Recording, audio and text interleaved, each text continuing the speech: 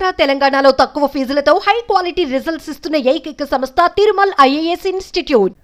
తిరుపతి పుణ్యక్షేత్రం అనేది హిందువులకు అత్యంత పవిత్రమైన ప్రదేశాల్లో ఒకటి. ఇక్కడ వెంకటేశ్వరుని ఆశీర్వాదం కోసం ఏటా కోట్లాది మంది భక్తులు సందర్శిస్తారు. అలాంటి తిరుపతి లడ్డుపై కల్తీ ఆరోపణలు కలకలం రేపుతున్నాయి. ఏ వివాదంపై తెలుగు రాష్ట్రాల్లోనే కాదు దేశవ్యాప్తంగా కూడా చర్చ నడుస్తోంది. ఎంతో ప్రాముఖ్యతగాంచిన పవిత్రమైన తిరుమల లడ్డూలో జంతువుల కొవ్వు కలిపినట్టు సీఎం చంద్రబాబు ఆరోపించడం, దానిని ఎన్డీటీవీ ల్యాబ్ నివేదిక నిర్ధారించినట్టు టీడీపీ ఆధారాలు బయటపెట్టడం తీవ్ర దుమారమే రేపుతోంది. మరోవైపు ఈ అంశం రాజకీయ ఫైట్ కు తెరలేచింది.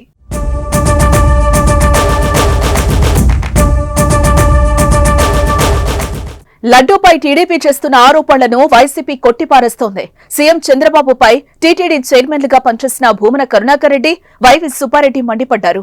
కలియుగ దైవం వెంకటేశ్వర స్వామి దివ్యక్షేత్రం తిరుమల ప్రసాదాలపై సీఎం చంద్రబాబు చేసిన ఆరోపణలు దుర్మార్గమని, రాజకీయ లబ్ధి స్వార్థం కోసం భగవంతుణ్ణి వాడుకునే వారికి దేవుడు కూడా క్షమించడని భూమన ఆగ్రహం వ్యక్తం చేస్తున్నారు.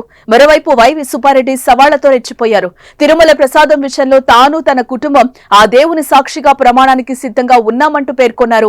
చంద్రబాబు కూడా తన కుటుంబంతో ప్రమాణానికి సిద్ధమా అని ప్రశ్నించారు. తాజాగా ఈ అంశం జనసేన అధినేత AP deputy CM Pawan Kalyan స్పందించారు. తిరుమల లడ్డు వివాదంలో బాధ్యులపై కఠిన చర్యలు తీసుకుంటామని స్పష్టం చేశారు. తిరుపతి బాలాజీ ప్రసాదంలో జంతువుల కొవ్వు కలపడం కలతకు గురిచేసిందన్న ఆయన, వైసీపీ ప్రభుత్వం ఏర్పాటు చేసిన టీటీడీ బోర్డు ఈ ప్రశ్నలకు సమాధానం చెప్పాలని డిమాండ్ చేశారు. లడ్డూల్లో జంతువుల కొవ్వు వినియోగించడం అందరి మనోభావాలను దెబ్బతీసిందని పవన్ ట్వీట్ చేశారు.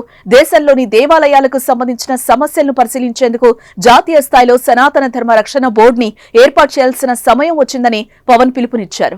కోట్లాది మంది ఎంతో పవిత్రంగా భావించే తిరుమల ప్రసాదం కల్తీ ఆరోపణలు ఇప్పుడు హిందువులందరినీ విస్మయానికి గురి చేశాయి. ఇలాంటి ఆరోపణలు రావడం బాధాకరంగా ఉందని భావిస్తున్నారు. ఇవి తిరుమల పవిత్రతను దెబ్బతీస్తాయని ఆందోళన చెందుతున్నారు. మరి ముందు ముందు ఏం జరుగుతుందో, ఎలాంటి నిజాలు బయటకొస్తాయో చూడాలి మరి.